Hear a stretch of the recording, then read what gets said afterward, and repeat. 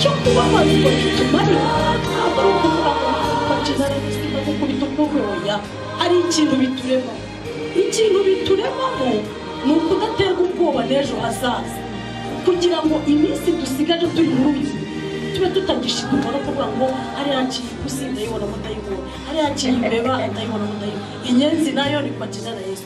Ni ukuvuga ngo ugenda urushaho ibintu uko birushaho kugenda bigucaho bisa n'ibitoteza uyu mubiri, urushaho gusa n'ukanga. Abanyarwanda baravuga ngo ingwe kwirukangana kenshi ikagumana ubwoba. Ntabwo ugitinya ngo ejo ngo bizamera gusa hawe no kuhibaza sinzi icyo uhibariza. Iyo irambwira ngo nta n'agasetsi ntarira milimetero wangongeraho gutakaza rero igihe wibaza uko ejo bizamera ntabwo ari ibintu byawe. Niba rero uri kubabaza baravuga ngo twambara uwo mutima nk'indwara, amen, ibe karcinikobe.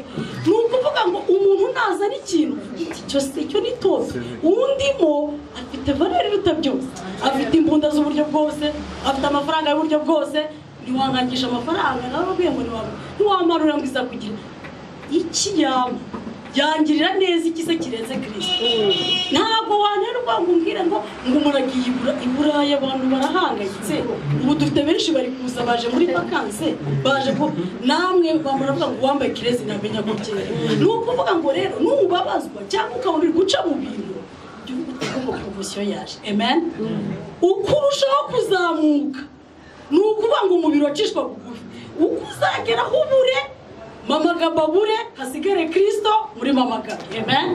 Ubwo niho Paulo yavuze ati jye sinyiriwe ke narapfuye. Ni ukuvuga ngo nitudapfa Kristo naza kwirirwa ubana ngo njyewe nguru wowe urinde uri iki, icyo turi cyo twakibereye muri we. Imana ibamugisha. Murakoze cyane, murakoze.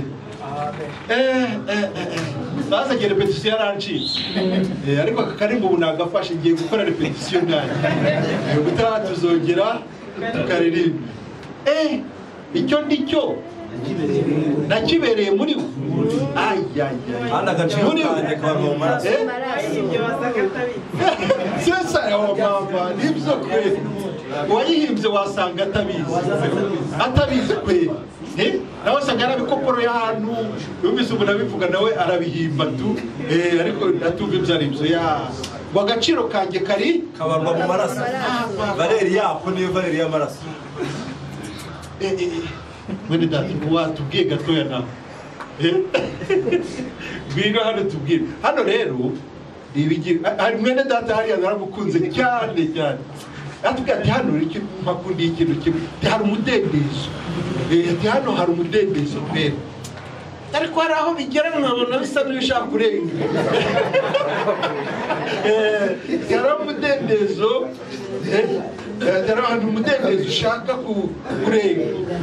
Ariko natwe rero wa mugani tujye twirinda ntiturenze umudendezo. Ariko niba wumva kuko hari ikintu kikuri ku mutima, kuko mubyumve neza ibi bintu, mubyumve neza. Ntabwo ari ugupfa kuvuga gusa hano, kuko hari abantu hano bumva bicecekeye bakabateza ugutwi, ariko waponyuka gato bakaba bagusamye. Niyo mpamvu hano twitonda, ntabwo dupfa kuvuga icyo ari cyo cyose. Hano ntabwo utera waraza.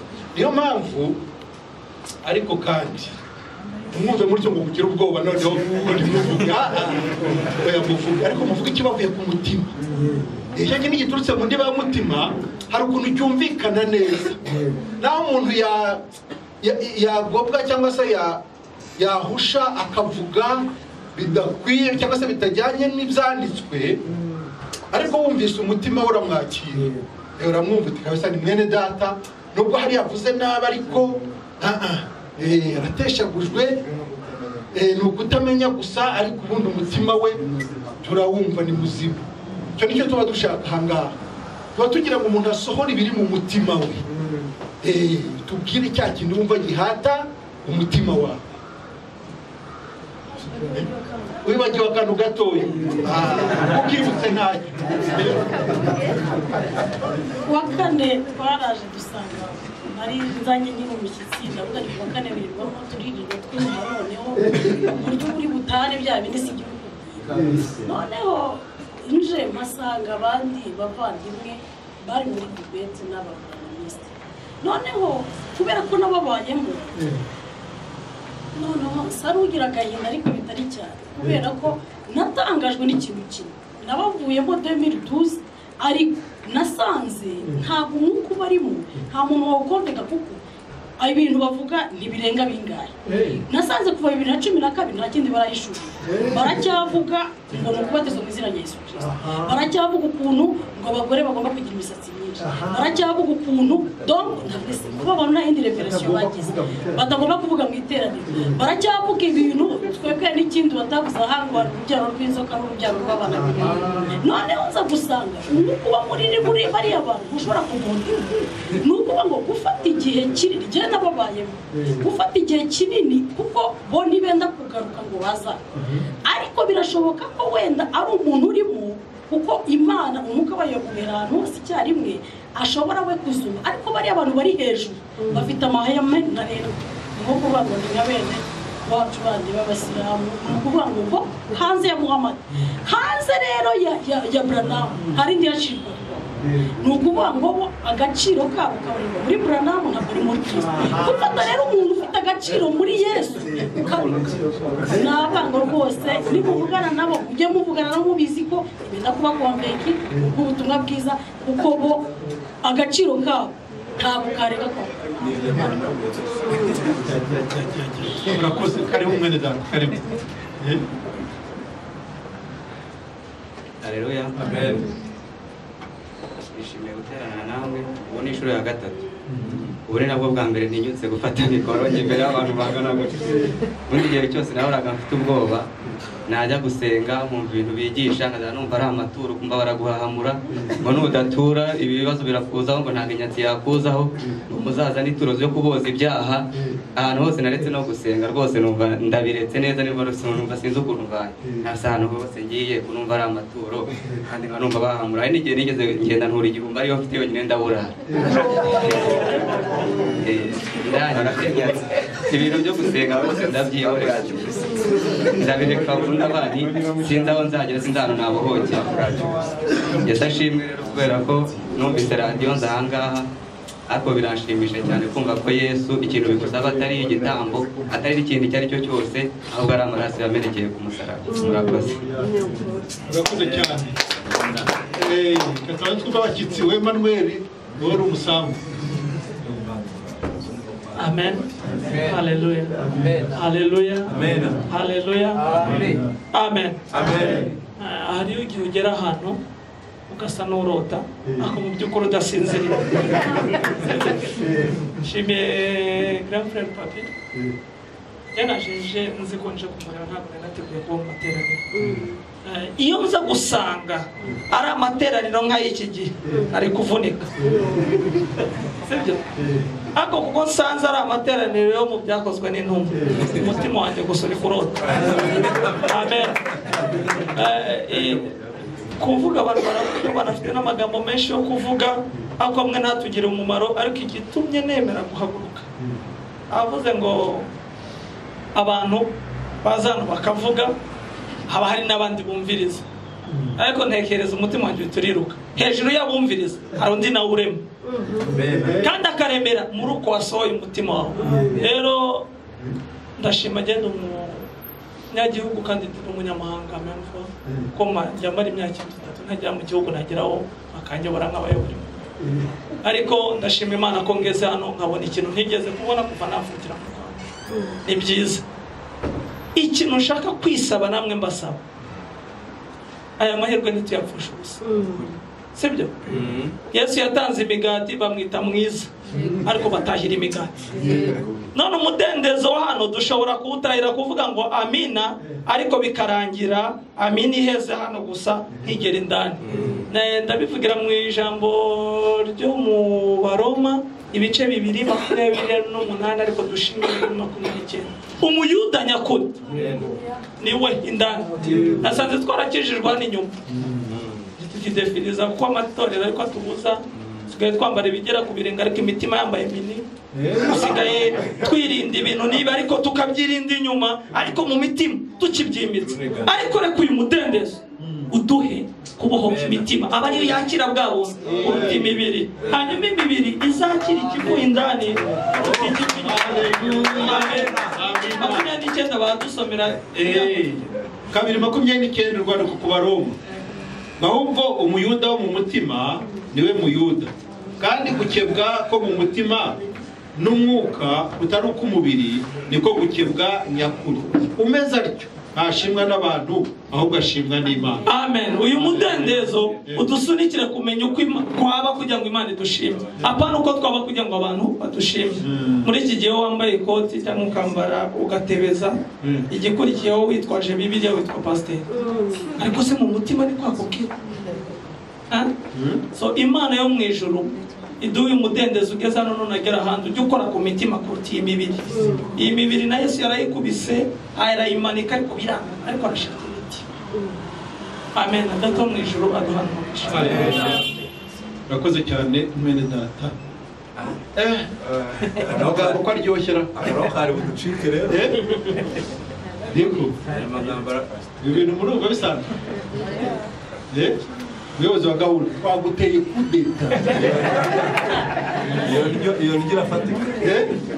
iyo ndyo irafatika irafatika ko mutarumva papi se ubwo mu nabibwirwa n'iki kwe papi hari mushyitsi ngwino mwereza urabiza kubiryosha Haleluya. Nshima Imana ugeze muri aya materaniro y'abera.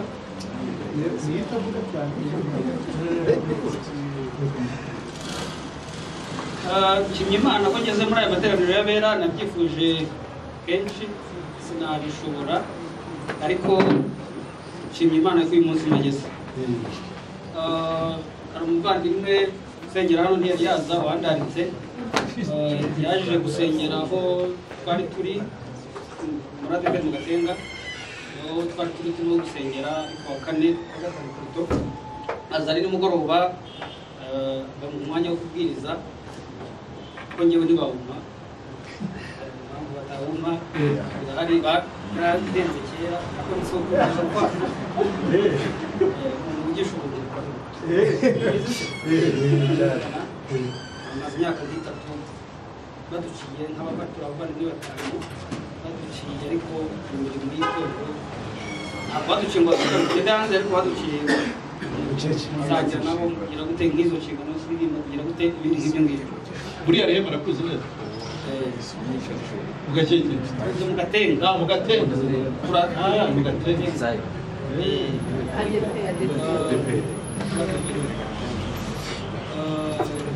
Yega ko nifuje guterana namwe rero igihe kinini kuvuga nzaterana ariko kubera ko nyirikira mu gitondo imashe ntabwo uko nza ariko nshimye Imana ko umuvandimwe yarandaritse avuga ati uzihanganize ndavuga ntizahagera ariko nshimye Imana rero ko mageze kandi ari bangeze mu materaniro y'abera kandi muri Kristo Yesu usangiye gutungurwa muri Kristo Yesu. Amen. Hari abavandimwe banjye nabo fatanyije umurimo tugira groupe y'abantu 30 nabo dukorana umurimo nabo barabatashye nabo kandi muri Kristo Yesu iko twebwe groupe yacu twitwa abavandimwe nabo turaho ku mubiri cyane ariko muri Kristo Yesu abatakumubiri icyo kitunezeza. Sinagenda rero nasomye ijambo imbaraga ryamfashaga ngakomeje kuvuga ku mudendezo numva barimo muranshima hano. Hari ijambo riri mu Bakorinto ba mbere igice cya 8 ahera ku murongo wa 4 hepfo gatoya aravuga ngo nuko ibyerekeye byo kurya ibyatekerejwe ibishushanyo bisengwa abambere igice cya 8 igice cya 8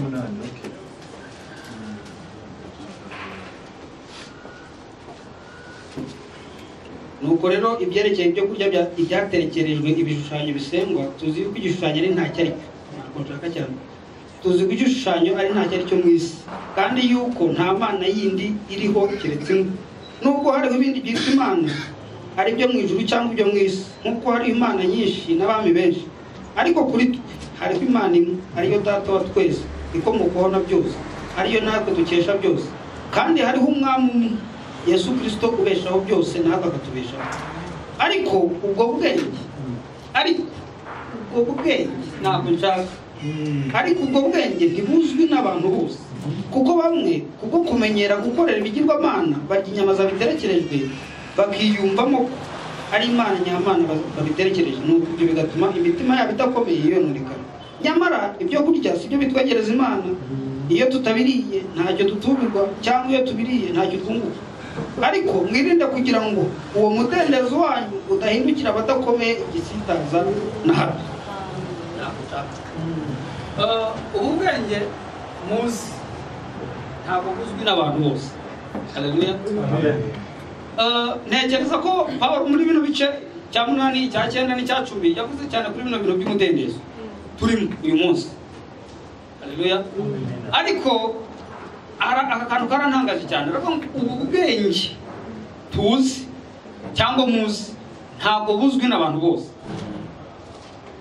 Mushima Imana rero kuba mufite ubwenge butazwi n'abantu bose. Ariko uyu mudendezo wacu turimo ukwiye kutabera abadakomeye igisika. Uyu mudendezo wacu turimo w'abana b'Imana ukwiye kutabera igisitaza abadakomeye. Kubera iki? Pawulo iyo nasomye mu gice cya 9 ntekereza Pawulo afite umudendezo w'ababwirizabutumwa. Muzi uko umudendezo w'ababwirizabutumwa byanditse mu gice cya 9 ko bavuga ko umubwirizabutumwa akwiye gutungwa n'ubutumwa bwiza. Ariko nakunze Pawulo cyane muri icyo gice cya 9 avuga ngo iki? Aravuga ngo ariko njyewe uwo mudendezo n'ubwo ufite, ariko uwo mudendezo n'ubwo ufite njyewe Pawulo cyangwa njyewe uwo mudendezo nahita mukureka singira icyo naka abona bwiriza cyangwa ubutumwa bwiza butantu. Nyamara kugira ngo ntabere ubutumwa bwa Kristo inkomyi. Uwo mudendezo rero wacu ntabwo ari gutwikirwa no kwikunda, kuko ari uko tugira umudendezo ariko tugatwikirwa no kwikunda. Pawulo yandika mu gice cya 10 yaravuze ngo nubwo kuri bose mu cya 9 umurongo wa 19 nubwo kuri bose ndi umudendezo nihinduye imbata ya bose kugira ngo ndusheho kunguka benshi.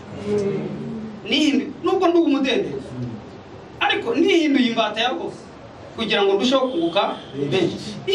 Icyo nshaka ko dorane ni ukugira ngo turusheho kunguka benshi muri Kristo Yesu. Amen. Kandi data abantu bararushye. Njye nicara mu materaniro nkahitanira y'abantu bo mu madini nkahitanira nekereje abantu bangana gutya ibihumbi 2 bingahe bicaye mu rusengero barimo barimbuka, barimo bajya kurimbuka, barimo bagenda bajya kurimbuka bababeshya amarira agahita agwa nkahita nsohoka kubera agahinda. Kubera iki? Urumva ko bafite uwo mutima wo kugira ngo hari barashaka gusenga, ariko bwabubata bw'abantu ubundi abaho kubata gune nanga icyambere ububata bw'icyaha ubwo Kristo nicyo yaje kudukorera umurimo wa Kristo uhihaye. Kabiri ububata bw'idini. Gatatu ububata bwo gutinyura. Kane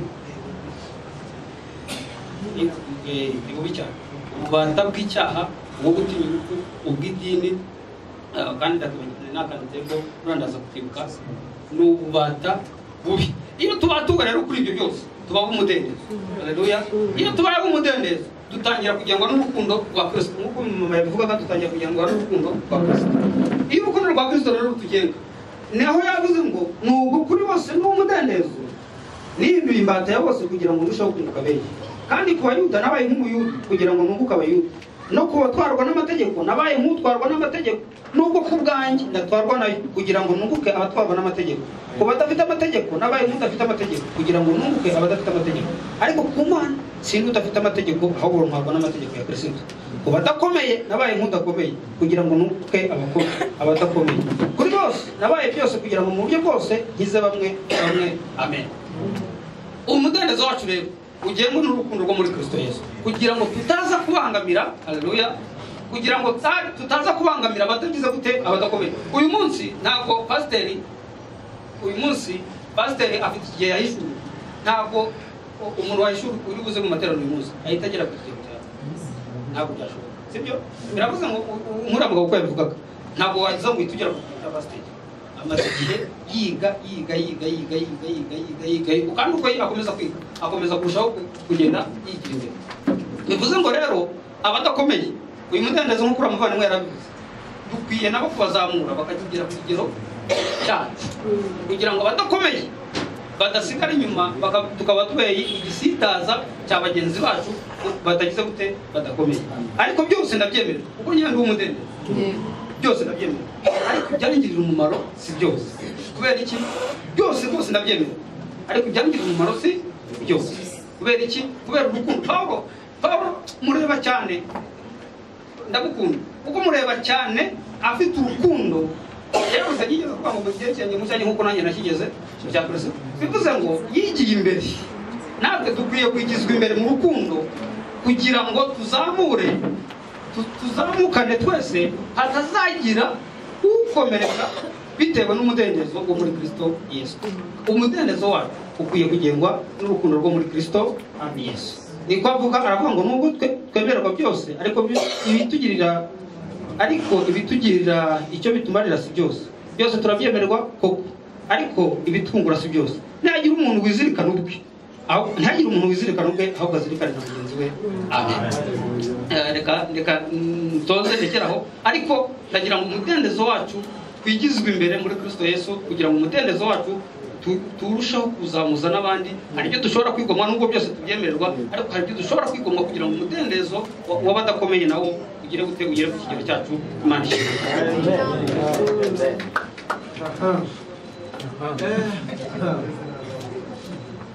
Nababwiye ngo none n'ibindi twari tukiri muri wa mwanya wo kwakirana, sibyo? Twari tukiri mu mwanya wo kwakirana. Hano ngira ngo babi nabaretse twari tucyakirana. Babi araza kuduha agashinguracumu nyuma yo kwakirana. Hari ijambo ugiye guha Jeanne d'Arc. Jeanne d'Arc nta wundi uje none hano ku iki gice. Wowe uri wacu turakuze. Uje gutya ubu turi nawe ndaguha ijambo humura. Uje gutya hano hose, hano mbonye umuntu.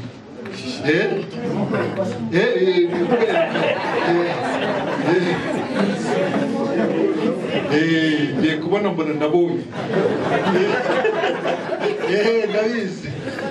Abangaba rero barabibwira. Aba ngaba barabibwira nabo mubamenye. Karibu.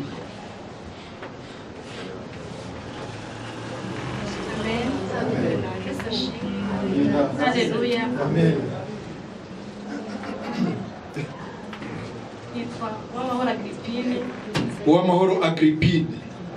Umwana umwe Umugisha Gadi. Nasenganye na pastor uyu nguyu kera cyane. Dusengera kuri Sepe Nyamirambo. Yatubereye umugisha, niyo mpamvu twagarutse hano Yesu akumugisha. Amen. Urakoze cyane. N'abana ba Sepe mujya mwumva Sepe. Hari Fata Janvier.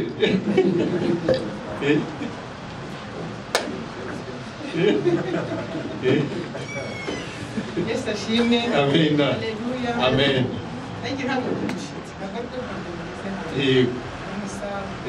Gereza umunwa w'ikuru. Nitwa Uwera Janvier, yari yarakuze. Papa kavuze ngo yarangije kuri Yesu akabamugisha. Haleluya. Ndende mu kuranga.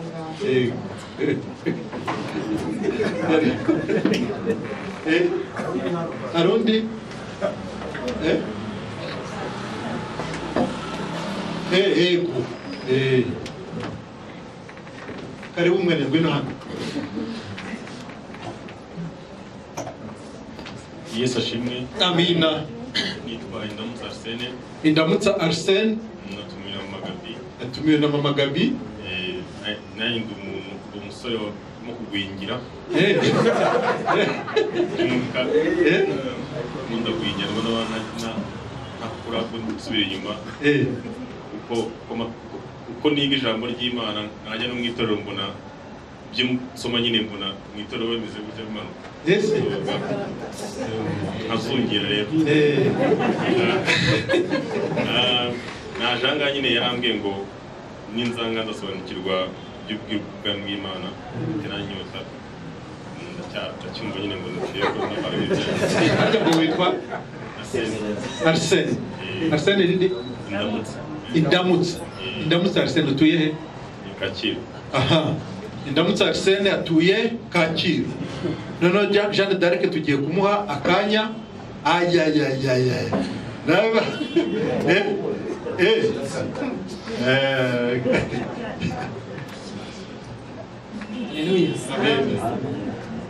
abaje nyuma nitwa Habimana Jean Baptiste.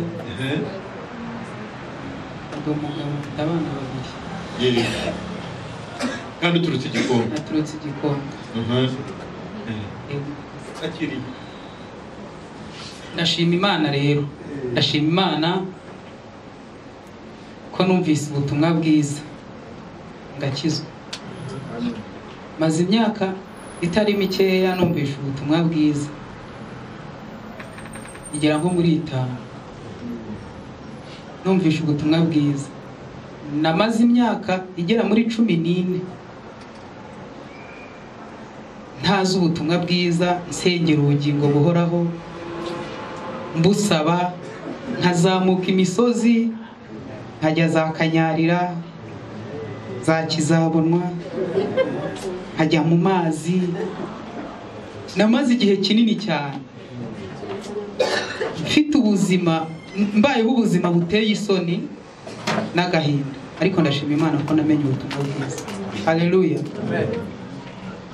Numvise rero iyi nyigisho cyane nakunze kubwumva kuri radio, murimo pastor arimo yigisha, nakunze kumwumva kuri radio mbere yuko baza kuri iyi radio barimo babwirizaho. Hari ukuntu najyaga mwumva mbere, ariko nkumva ari kuvuga ibintu bitandukanye n'iby'abandi bantu, numva binkozeho. Nyuma rero nza kubona ahantu nsengera bizera ubutumwa bwiza, naho njyayo birongera birahinduka, nyine barafunga amadini. Ariko naje ahangaha numva ashaka kubareba. Haleluya. Numva ashaka kumenya bene data mu by'ukuri. Ntega amatwi radio buri munsi, buri wa gatandatu mu gitondo, cyumweru mu gitondo, numva ijambo ry'Imana. Ariko ikintu kintangaza nuko ibyo numva abantu benshi sinzi niba babyumva. Je numva ari ibintu bishya gusa, numva ari ibintu bishya, kandi nkumva mfite inyota yo gushaka gukomeza kubyumva. Ikintu gikomeye cyane nishimira nuko namenye ko mfite ubugingo buhoraho, kandi ko ubu tuvugana impande iramutse ivuze najya mu ijuru. Amen. Najya mu ijuru. Nagize ibibazo birebire kuba muri iyo myaka yose 14 mu idini, ntazi ko nyijijwe. Ntazi ko nyijijwe, kuko urumva niyo bari kurondora ibyaha, hari ubwo batanakurondora, ariko wowe ubizi neza yuko ufite ibyaha, nyine nta ureba mu mutima wawe utazi ko wababariwe ibyo bari kukurondora. Ariko Imana ishimwe ko mfite gukiranuka kw'Imana guturuka mu kwizera amaraso y'umwami wacu Yesu Kristo. Ndabishimira Imana cyane. Hari ijambo riri mu Baroma ibice 3 nkunda 21, ivuga ngo ariko noneho hariho gukiranuka kw'Imana kwahishuwe kudaheshwa n'amategeko, ari byo biguhamye. Niko gukiranuka kw'Imana ngo kuko bose bakoze ibyaha ntibashyikira ubwiza bw'Imana, ngo ahubwo batsindishizwa n'ubuntu bwayo ibibahereye ubusa. Amen. Ndashaka kuvuga ku ijambo bita gutsindishirizwa. Ubundi gutsindishirizwa bitandukanye no kubabarirwa. Gutsindishirizwa ni urwego rwo hejuru, ni urwego n'abanyedini na n'iyi saha batarumva, ntibashobora no kubyumva keretse umwuka w'ivuga ngo dukore ijambo ariko dukore na pratique. Pratique ni ukuvuga ngo tugendane n'ibyo ijambo ry'Imana ritubwira. Niba ijambo ry'Imana ritubwira ngo nidukundane, nidukunda Imana, icya mbere nuko tubanza tukayikunda, kuko n'Imana ipfuha kandi n'Imana idukunda kandi ishaka ngo tuyikunde kuruta ibindi byose. Ariko nitumenye ijambo tukayikunda n'umutima wanjye, nidusenge, nituyikunda n'umutima wose n'imbaraga zacu zose, niko itegeko ry'Imana ritubwira hano ngo nituyikunde n'imbaraga zacu zose n'ibitekerezo byose n'umutima wacu wose, hanyuma nidukunde abavandimwe. Haleluya. Niba ijambo ritubwira ngo dukunde abanzi bacu, nidukunde abanzi bacu. Haleluya. Ndibaza yuko ibintu byo kuvuga ngo gukunda umwanzi, iyo tugiye mu bintu biri pratique ku buri muntu aba afite umwanzi, ariko ijambo riratubwira ngo nidukunde umwanzi wacu. Eske tuba turikurikiza? Nitudakunda ukwanga umwanzi wawe, ubuse tuba turiho turakora. Dukore exercice dukwiye hehe mu ijambo, dukore icyo ijambo ritubwira. Kunda umwanzi wawe, nanjye nkore effort nkunda umwanzi wawe, ni nawe ijambo ry'Imana rishaka kutuganisha. Buri wese afite umwanzi we, nanjye mfite umwanzi wanjye, ariko ijambo ry'Imana niba ritubwira ngo dukunde umwanzi, niko tugomba kubikora en pratique, muri pratique, mu bikorwa. Tumusengere, kuko iyo dusengeye umwanzi, ni nabwo uriho uramutiza imbaraga zo kugira ngo akizwe, ntukamwifurize ikibi. Haleluya. Yewe ndabibabwira kuko nagize abanzi. Haleluya. Reka mbabwire ukuntu nagize umwanzi. Nagize abanzi ariko narasenze, Imana ifungiriza. Uko usenze turi kumwe, nabonye dusakuza cyangwa se navangiwe.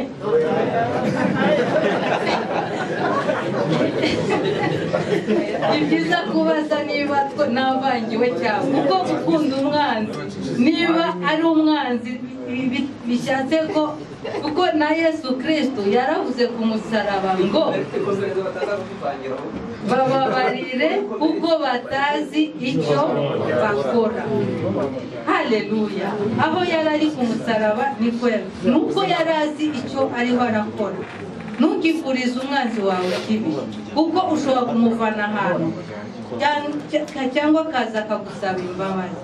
Yesu Kristo naduhana umugisha.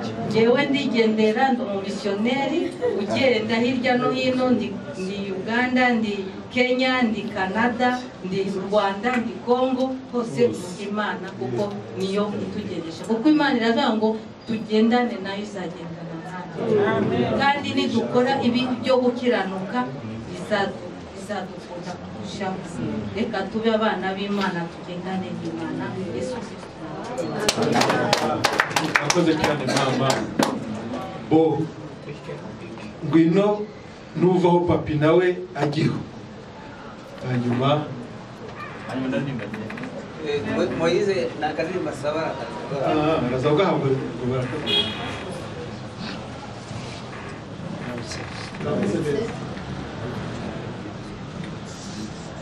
nanjye mpagaze hano kugira ngo mfashe Kristo yarimo, hanyuma nanjye mpagaze mfashe ijambo, ariko mpamvu bwa mbere kuza hano umukobwa tubanaho akanganiza ibyo bintu pardon ibyo bintu ariko umugani neza mu mategeko yashyizeho w'inzangwe bya bintu ntabwo yahise yakomeje kuza kubimbwira kumva kari kuza akamba de reference neza neza nabyo no gusohoka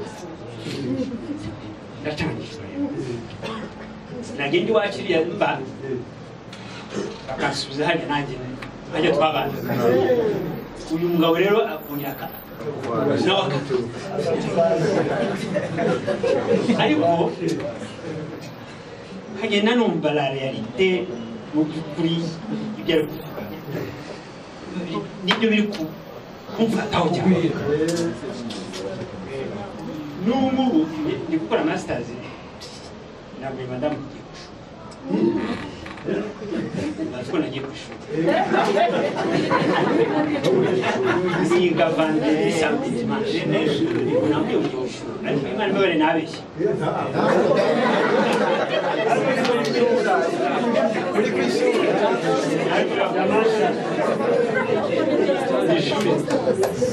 noneho rero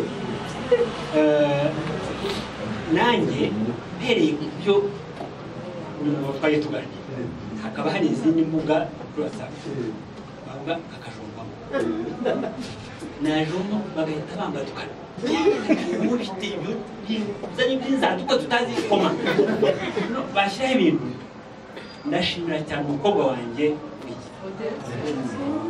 uriya rero naba sitake nkamusendingira nkamanegera dore uko bakwiyaka ako kanya n'umuntu très rapide akabanyohereje icyo kuvuga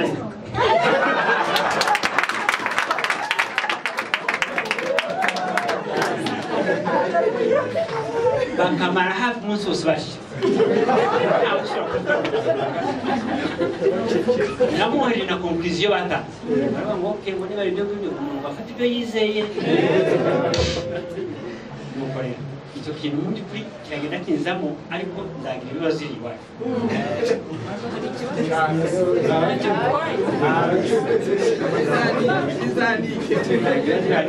ariko nta kintu bishaka bizavuke rekomandasiyo rero akandi kamwe mbere ko ntangagisiye mu by'ukuri bavuze kuri radiyo mu gitondo ngo samedi ngo bazavuga hejuru y'amasengesho icyo kintu nacyo cyari ikibazo gusenga no gusenga dusengera iki tureke iki ibyo bintu ndashaka kuzabyumva bakatandatu numve mu by'ukuri kese ntabwo yabuze ibintu byiza cyane ko umudendezo utagomba kudusita kandi ntidusike inyuma turi kumwe nawe mudufashe mukomeze mutuzamukane tuzagere ku rugero rekomandasiyo hano hano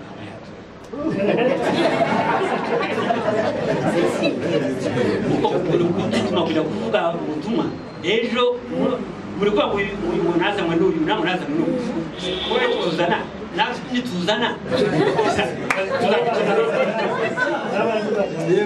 bazicara he umwana we yavuze yishakira ingobyi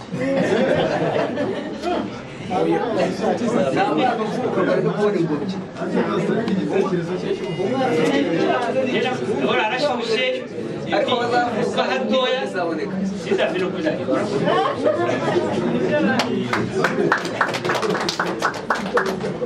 Shalom, shalom. Navuze shalom. Shalom abatayizi ni amahoro. None ni muri amahoro. Utayafise ntandi yayakura. Atari muri aya majambo. Haleluya. Ndi mu ntege w'ikirundi cyinshi kandi ikinyarwanda cyinshi n'agapanga. Haleluya. Igikuru ni uko mwanyumva. Ndashima Imana kuba ndi hagati yanyu. Nkaba ndi hagati y'abera. Kuko nabivuze la fois sinzi uko muzi uko murabera. Je famille yanje nini n'abagatolika. Nigeze kubabwira yari kuba nkiri mu idini rya Katolika bariko abansenga nk'umwera haleluya ndabizi yuko benshi ngaha bahari bakiri mu idini bagifashwe n'ijambo ry'idini ngo bibiri ivuga yuko ntawe yita uwera aho ni muri Ancien Testament aho byarangiye ku musaraba ngo byose birarangiye haciye mpinduka umwera haleluya haleluya haleluya ariyo mushiki wacu yavuze ngo ababaha kujya n'ababaha kuno ngo abamerewe nabi n'abamerewe neza ntawumererwa nabi ari muri Kristo ntawumererwa nabi ari muri Kristo nta gihugu gitandukanye n'ikindi kubera Kristo ni umwe uwo mvuga ni ukuri apana wa wundi Paulo yavuze mvuga Kristo ukuri ube muri Amerika ukaba mu Rwanda ukaba i Buraya ukaba i Burundi ukaba hehe hose uvuga Kristo umwe agakiza ni kamwe amaraso yasesetse namwe rero nta kidutandukanye ni klima gusa zitandukanye ariko ibihugu ni bimwe haleluya ntarabatindira rero nashaka gada nsobere ku ba Efeso igice cya 2 ku murongo wa 12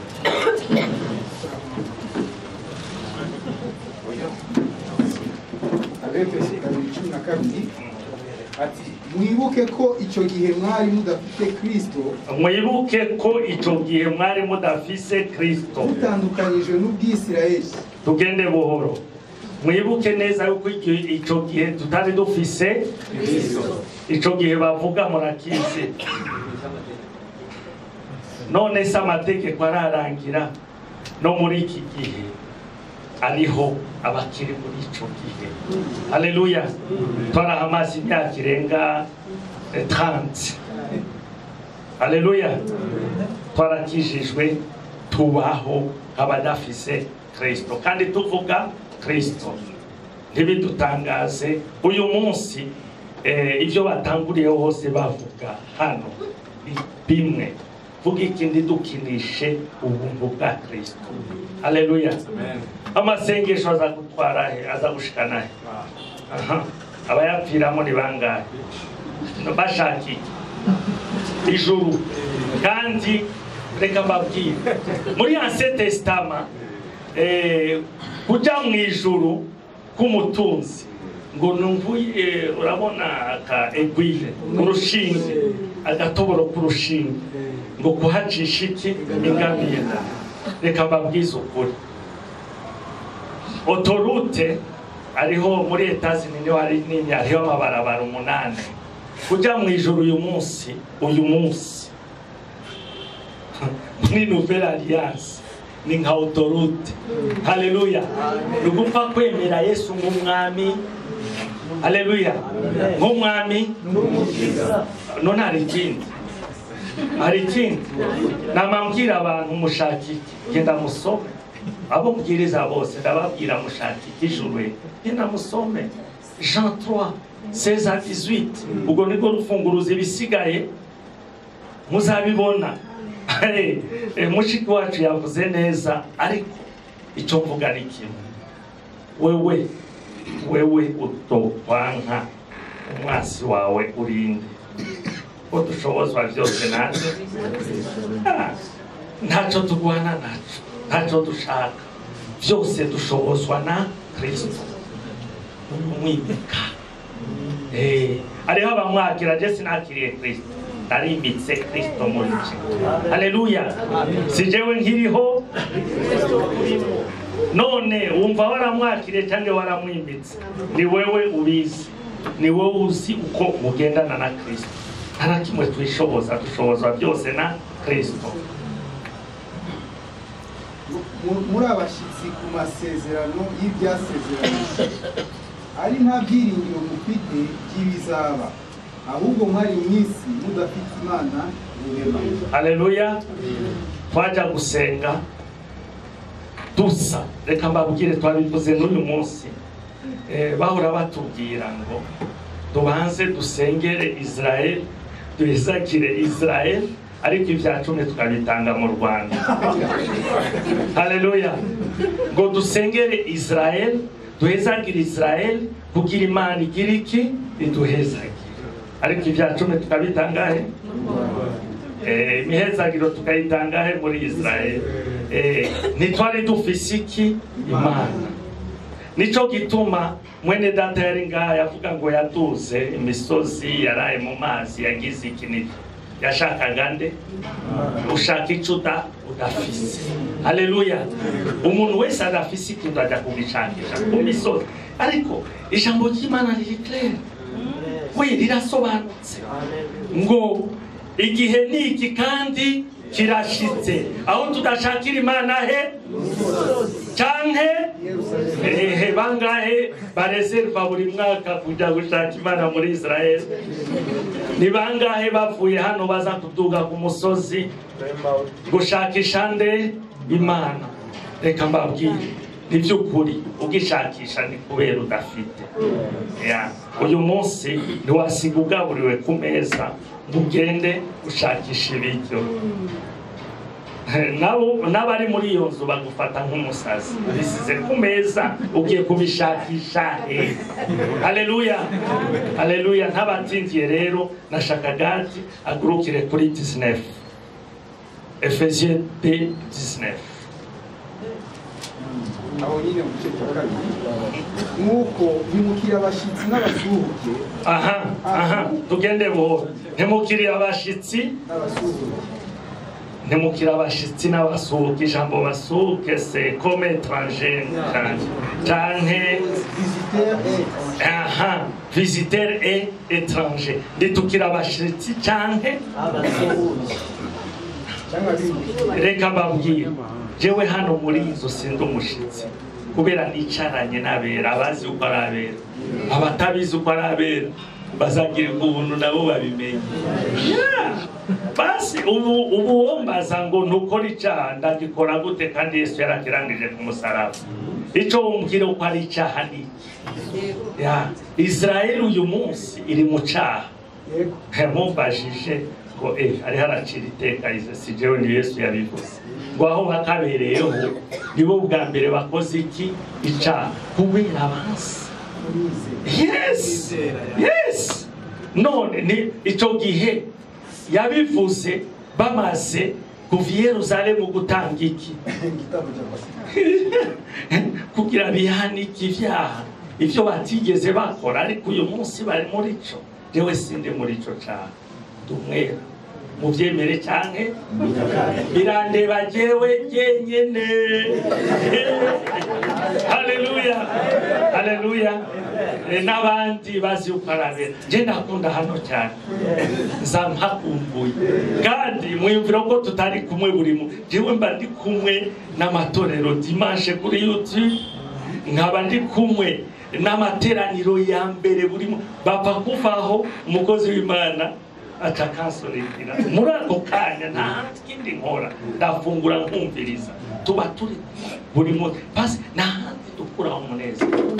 Toni yavuze ngo ndukinisha, ntabyo dukinisha. Ukinisha iryo jambo cyangwa ukinisha ubwo buntu nuko ataramenya ubuntu. Ubuntu ntibabukinisha, ubuntu ntibabuvuga, ubuntu n'ubuntu. Ngo wagiriwe ubuntu, none mbwira ukuntu wasobanura ubwo buntu. Umbwira ukuntu wabukinisha. Urabukinisha utabufite, ariko ubufite uraguhindura.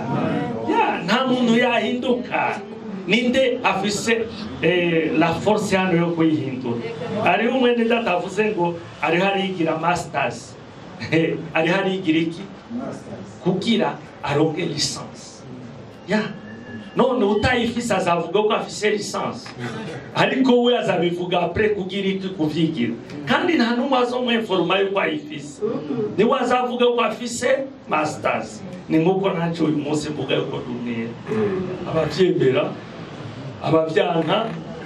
Igikuru nuko ndi mwijuru. Je sinja mwijuru, ndi mwijuru. Haleluya. Sindindiriye gutaha, narataha.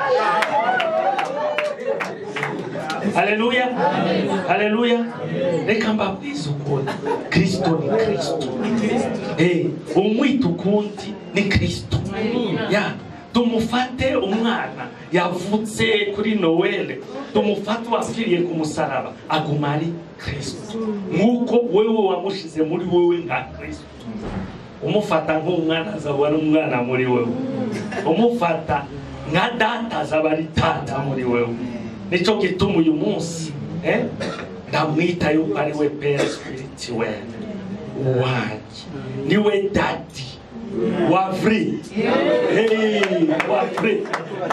Uyu munsi shima Imana kuba ndi kumwe na Ngarambe hano, kera yari daddy.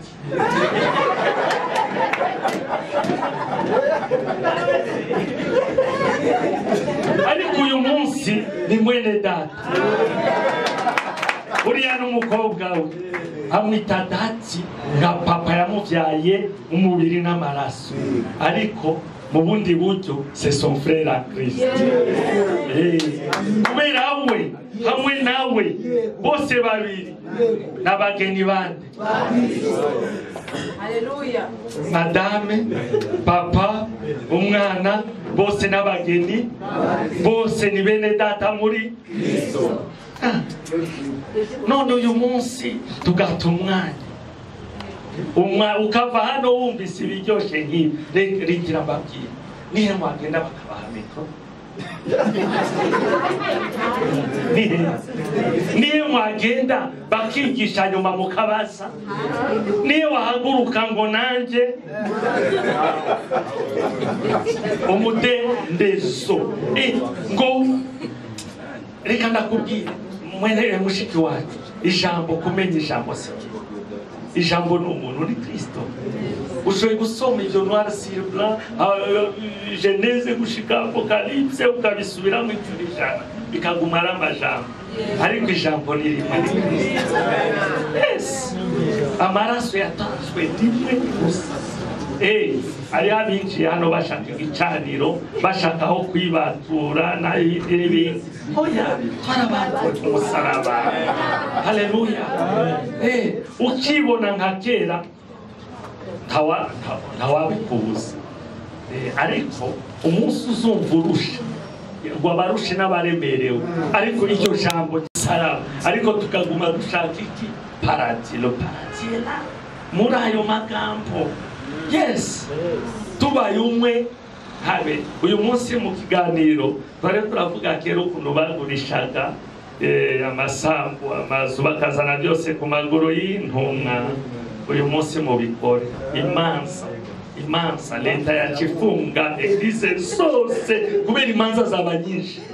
Yes, kubera iki? Nta bwera burimo. Haleluya. Uyu munsi turabera. Reka mbabwize ukuri, hano ndabyizera cyane, hano nguko yabivuze ngo habaye hato ni by'ukuri. Recommandation twari turayivugana tutarayivuga, no ni hato twanga dukunda hazaba hato. None abumva irija Madame ejo yabwiye Pasteur François ngo jewe ndagwa kandi nkagaruka. Murazi icyo bisobanura ngo numva uko kuri, ariko mwakunda na bya bindi. Nkabikunda ariko uko kuri nakumva. Ngo ariko irifu yukuza tubiganire seriousement. Seriousement ukuvuga seriousement serieux. Haleluya. Rero icyo ndababwira ni kimwe, uzi uko ari uwera ni wera. Yes, ijambo ry'Imana ryarabitubwiye kuva kera ngo data ndakweretse abo wampaye, nk'uko uri umwe nanje nabo babe umwe nkatwe. Haleluya. Nk'uko uri umwe nabo babe umwe. Ntiyavuze ngo bareke babe umwe nkanje, oya nkatwe. Hariho data, Saint Esprit, byose tukaba umwe. Imagine toi uri kuri ubwo rwego rwo kuba umwe na Kristo, ukiruka 40 jours 50 jours 21 kwiyiriza guteyiriza gushaka ibigufasha dushaka iki. Tubanze tumenye ukuri kuzaduha umudendezo. hanyuma kwiyiriza gusenga umwuka aravuga azokubwira kwanza twarabivuze la fois passée Bibili tubwira ngo dusenge prier sans cesse none ndido prier sans cesse 24 sur 24 sans arrêt tuba turi mu masengesho ntwe nsetse mba nsetse kubera umunezero ni Kristo simba senga se Yesu abaye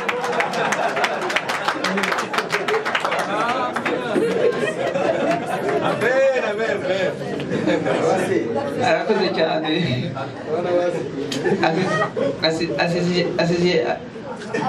asize akantu ko hasi kuri uwo murongo gasome wumve n'icyenda turangiza ngo ndetse murabo mu nzu y'Imana ndetse murabo mu nzu y'Imana ntarangize haleluya jina rizi uko wasobanukiwe nicyo gituma nicaye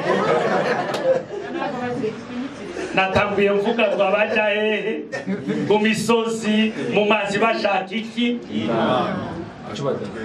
icyo ba twebwe turagi kiri hehe inzu y'Imana ninde none urakoze nagira ngo ko kantu gasobanure kuko ibivugwa ntabwo abantu babyakira nk'aho ari ibyabo barabafata bakabijugunya nk'aho biri kure noneho iyo bavuga inzu si Imana tujya gushaka ngo mu ijuru si Imana tujya gushakira ahandi ni muri twe kandi byanze bikavuga ngo inzu yanjye ikaba ari inzu yo gusengerwamo urisenga Imana ni muri twebwe urisenga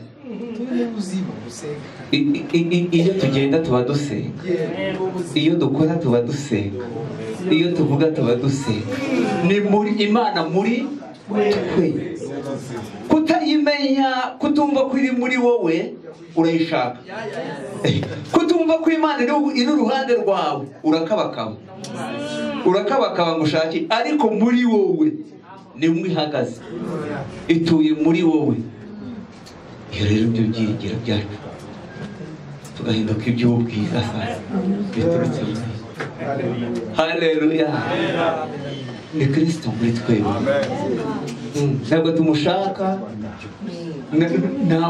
ntabwo tujya guhamagara ngo wadufashije wazaduhaye ubugingo buhoraho nidukora amategeko y'Imana noneho tukubahiriza amategeko y'Imana tugakundana ntabwo dutegekwa gukundana ntabwo tubwirizwa ngo kundana Kristo ni iki none se uramufite niba utamufite ashakisha urukundo niba umufite wishakisha urukundo niba udutera si twe niba ari udutera rero kandi akaba ari muri twebwe none se twakwetereza niwe ubikora byose kuko niwe byose muri bose ubu rero niyo mahoro yacu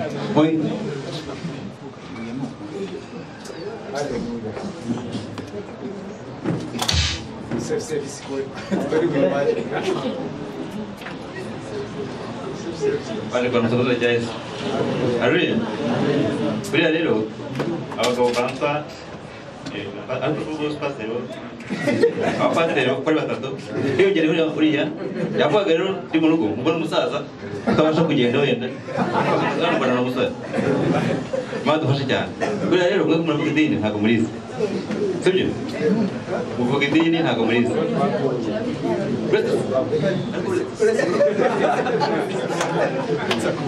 muravuga idini ntabwo murizi ngiye tuvugana hano reka munanira murizi sibyo kugira ngo mugenderwa n'Imana ari ku itariki 14 z'ukwa karindwi 1990 afata jenoside agenda amafaranga asaga mirongo itatu noneho hanyuma icyaje gutangaza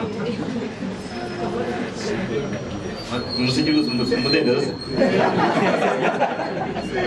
cyaje gutangaza uyu mugabo twarakoranye uyu nguyu hano yasengeraga niryo hakonze n'ahandi hantu hagera kuri 5 ariko uyu munsi ndavuga kugeza reka hariho icyo biti bihamya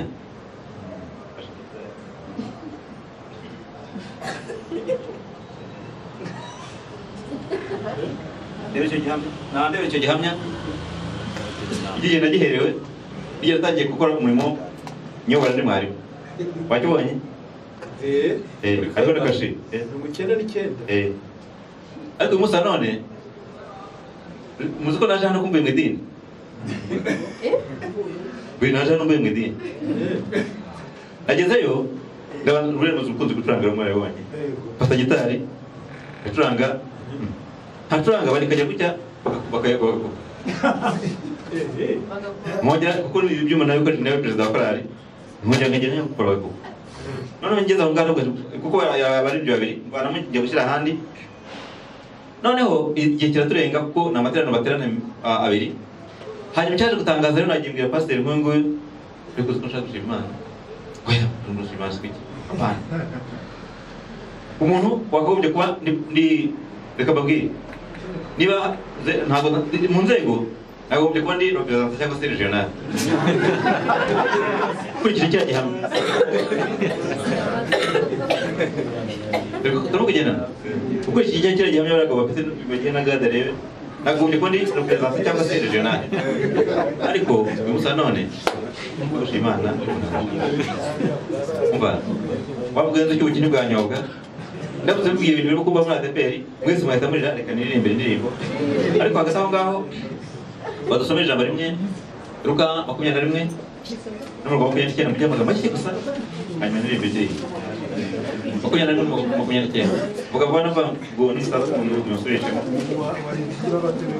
abana kandi abacira umugana imwitegereza umutini n'ibindi biti byose komeza iyo bimaze gutoha murabireba mukamenya ubwanyu ko igihe cy'impeshi kiri bugufi nuko namwe nimubona ibyo bibaye muzamenye yuko ubwami bw'Imana buri hafi ndababwira ukuri yuko ab'ubu bwoko batazashira na hato kugeza aho byose bizasohorera. Amen.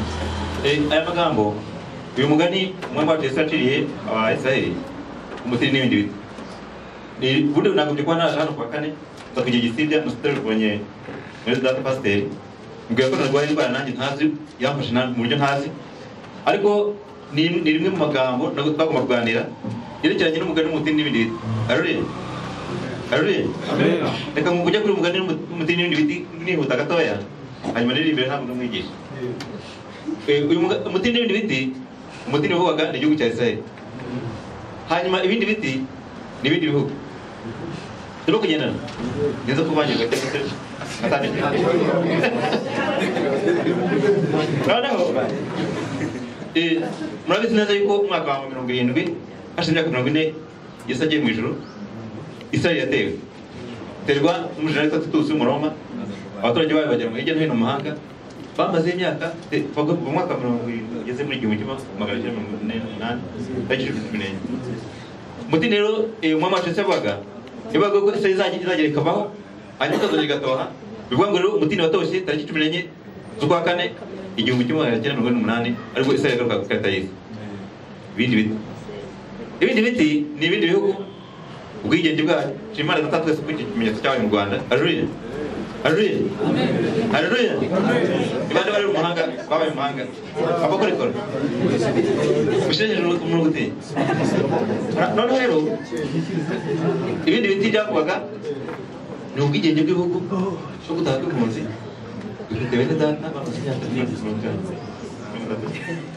nari rwanjye rero ntekereza no kasiko kugira n'imbizo niza amateka y'u Rwanda byarangiza nari ko 59 zari miliyoni 3 hagera muri gice asigaye muri gice rero kugendana inkunda ko abantu bankurikira izari miliyoni 3 59 hagera miliyoni 1 n'igice asigaye n'igice noneho nanjye ndaya ntekereza ko abantu ko bazatanga ariko Yesu yavuze icyo Yesu yavuze cyose ibindi bitero ni ugutaha kw'impunzi ni ubwigenge bw'igihugu ni ukuvuga ngo rero ibindi bitero byatoshye u Rwanda rwaratoshye Ngarambe waratoshye kandi waratoshye ntabwo kuri wari Bujumbura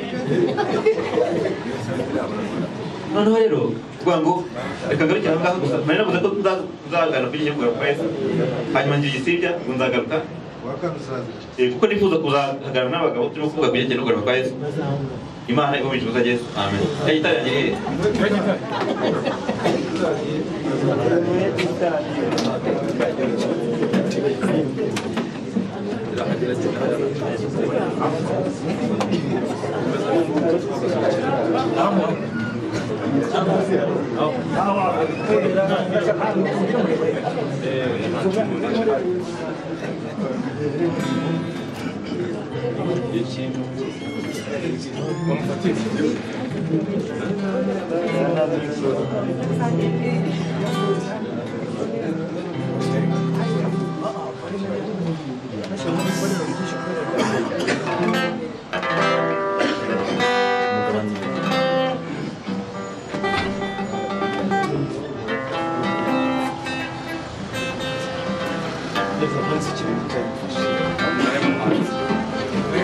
nawe muhanzi barabizi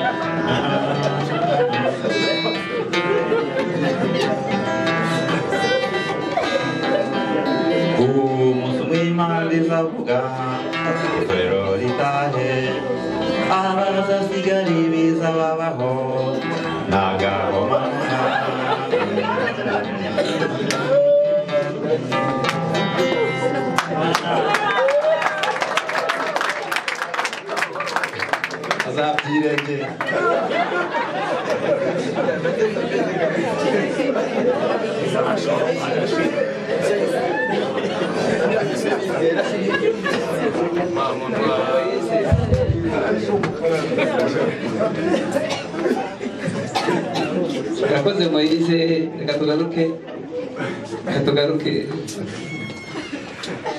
gasubire aho twari turi. Abashoboye guhaguruka mufashe ndimbara indirimbo ya 115.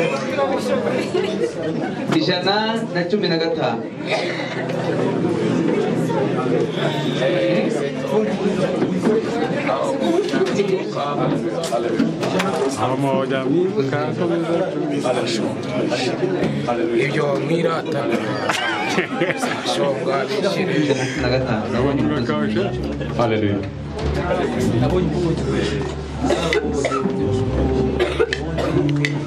ibyo mwirata abari kubyuma ngo yidushiriremo neza abishire maze tuvuge uyu nguyu twabonye aduha ibyo umuntu atabashaga kuduha.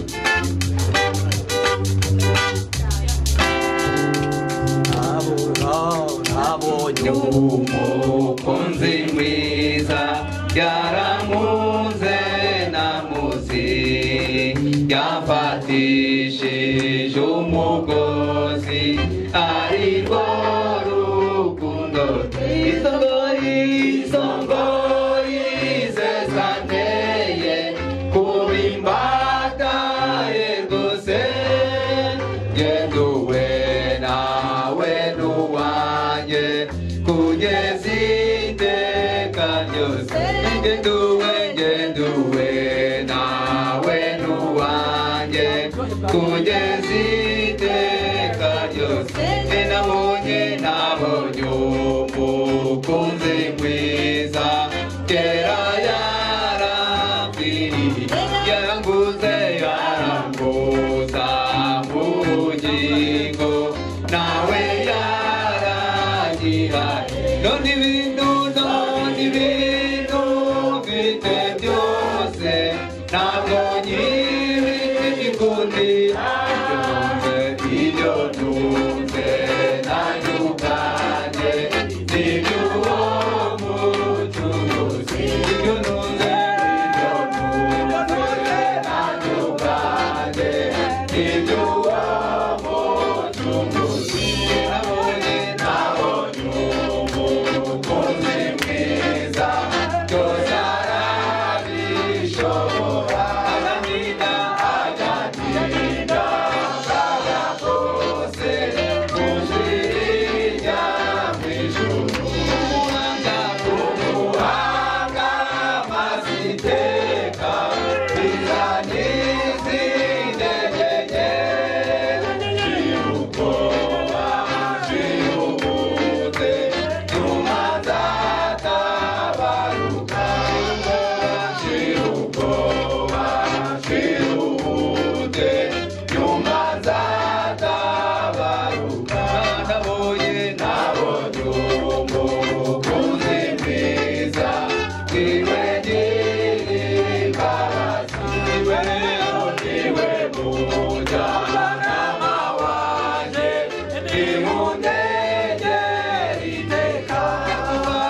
nakubaho nta n'urupfu nta n'abadayimoni nta bya none nta bizaza byazananya na Yesu none nta bya none nta bizaza byazananya na Yesu nabonye umukunzi mwiza niwe nyir'imbabazi niwe mujyanama wanjye niwundege iteka nakubaho nta n'urupfu nta n'abadayimoni nta bya none nta bizaza byazananya na Yesu nta bya none nta bizaza byazananya na Yesu.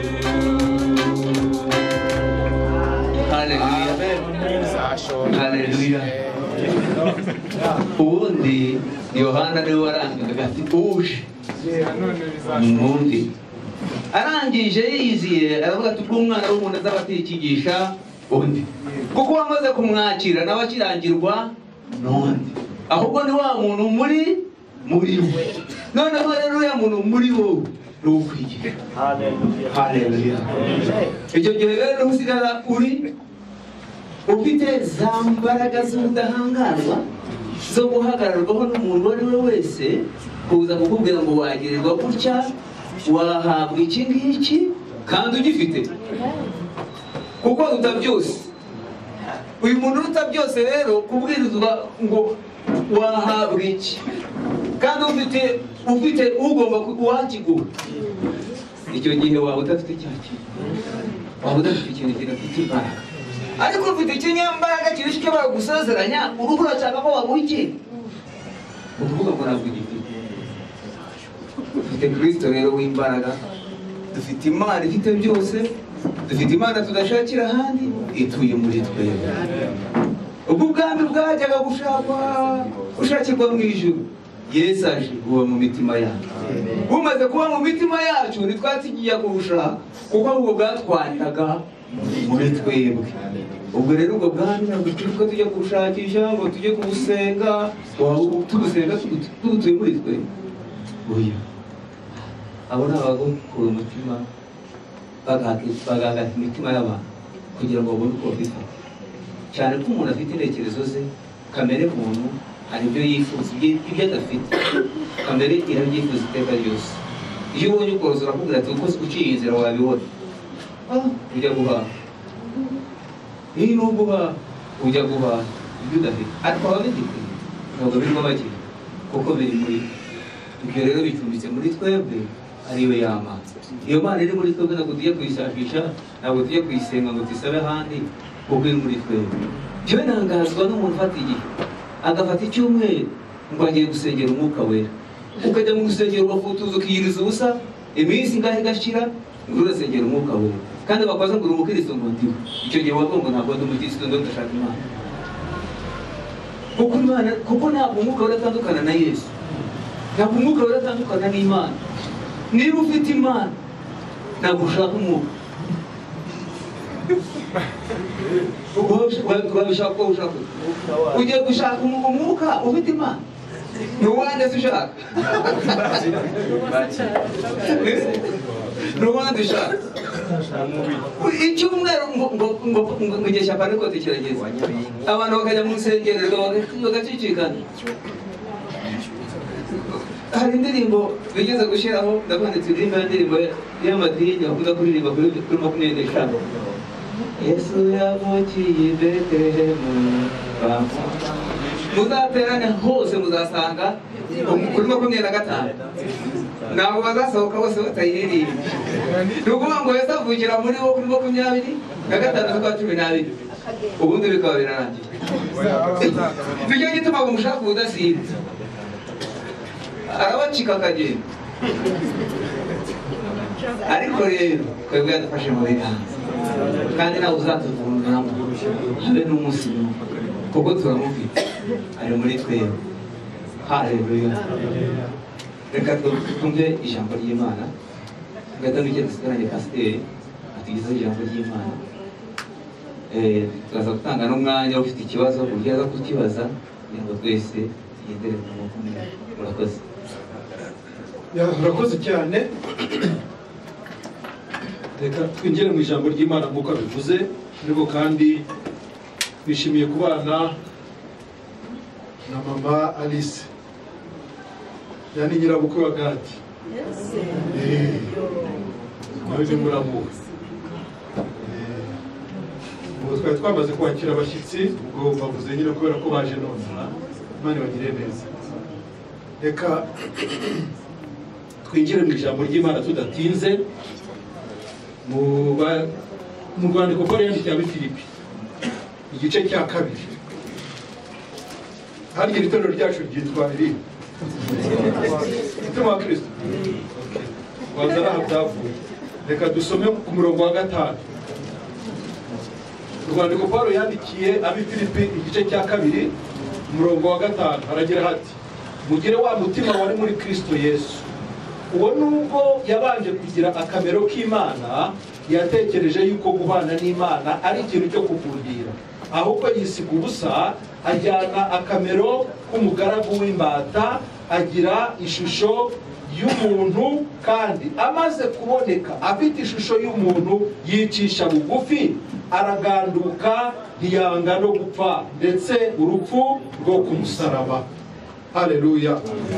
Mugire wa mutima wari muri Kristo Yesu. Uwo mutima icyawuranze muracyumva? Icyaranze uwo mutima muracyumva? Kuko hari ukuvuga amagambo, ariko hari no kubaho ubuzima bugaragaza umutima. Hari amagambo agaragaza umutima, hakaba n'amagambo gusa. Amagambo nyayo agaragaza umutima nyawo, agaragaza ubuzima nyabwo. Amagambo aturutse, amagambo nyayo, navuze ngo iki? Amagambo nyayo agaragaza umutima nyawo. Bibiri, reka dusubiremo. Abafilipi 2, Rwanda kuko nari cyangwa Filipi igice cya 2:5. Mugire wa mutima wari muri Kristo Yesu.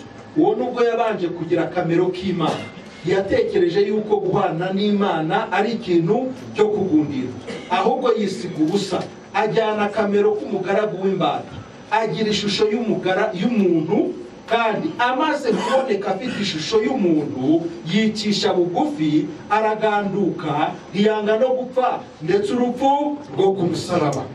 Hari urundi rupfu rubi rurenze rwo ku musaraba. Ubwo ni ukuvuga ngo yaragandutse bihagije.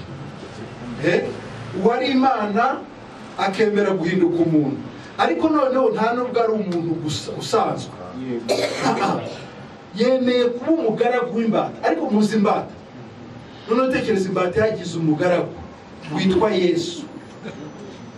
Imbata ikagira umugaragu witwa Yesu. Noneho Yesu agapfa urupfu rubi rw'agashinyaguro rwo ku musaraba.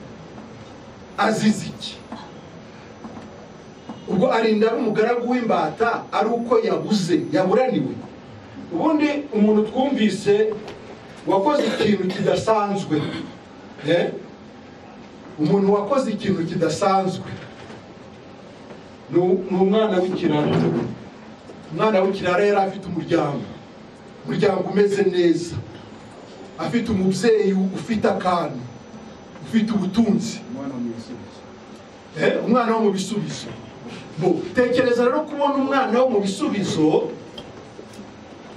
ari kuragira ingurube. Si ukuziragira gusa, ahubwo ngo yifuza no kurya ku biryo by'ingurube, ariko akabibura nabyo. Kuvuga Peter aho ngaho, Gerard, wowe ntuza wa reba twiri famu se y'ingurube ibamo.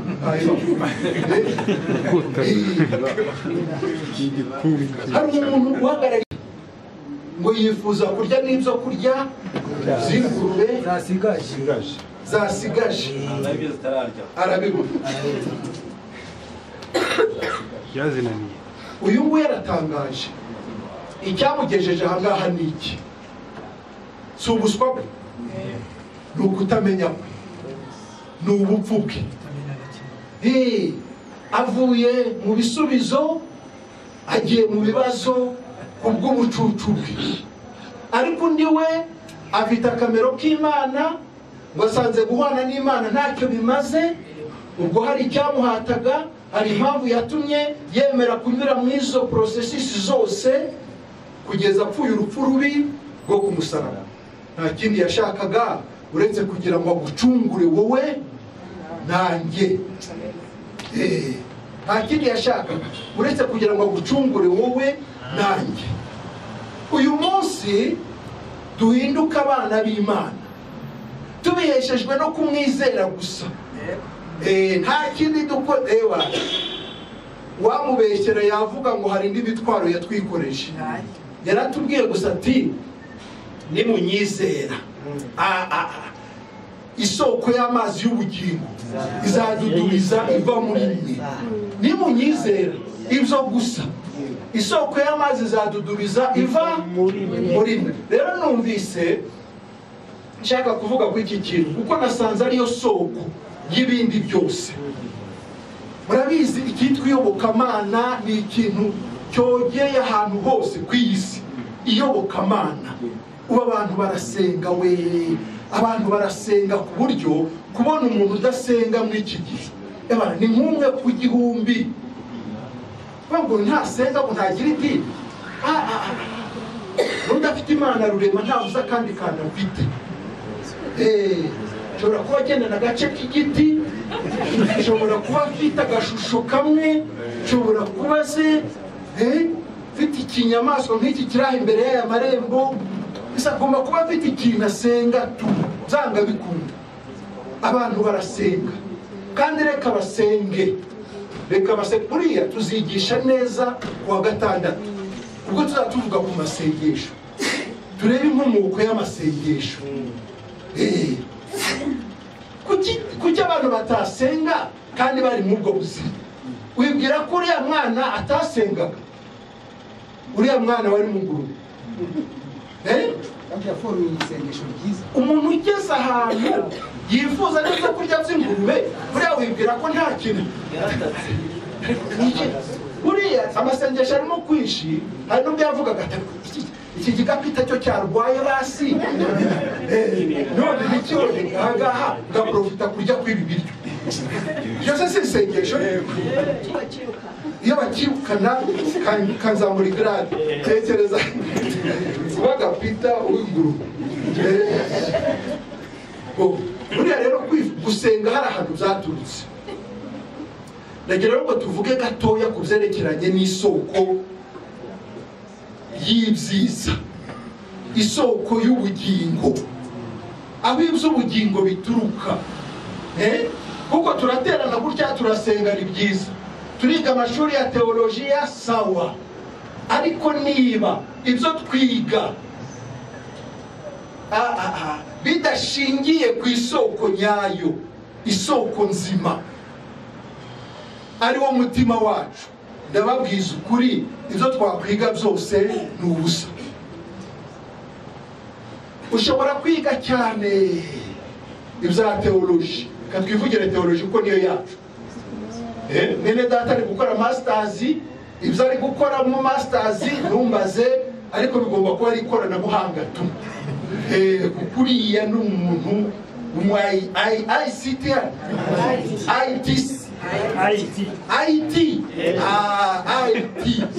bara nibo bagezweho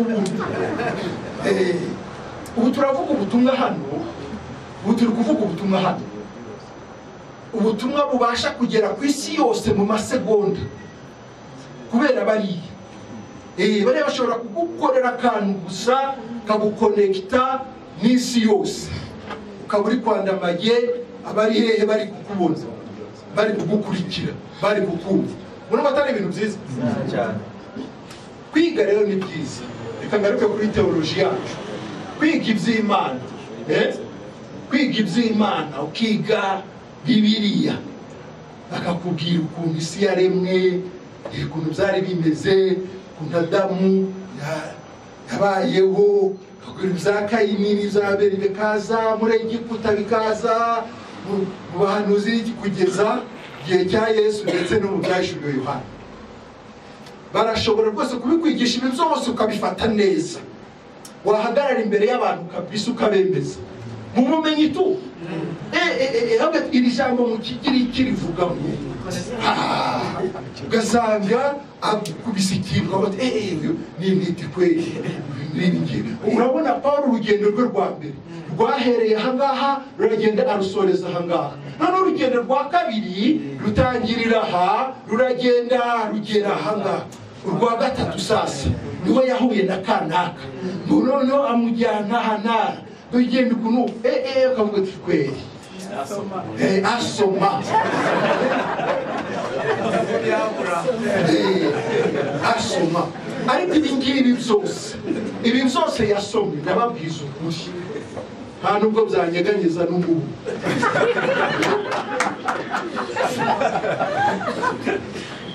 Kumana ya oya biratangaje kweli. Arabiga umuwa urabona arabiga cyane bikabaviramo gusa. Ntimwabyumvise? Ntimwabibonye se wenda bamwe? Kwibuka binuza kumbe uri kwishakira iki? Ibisazi.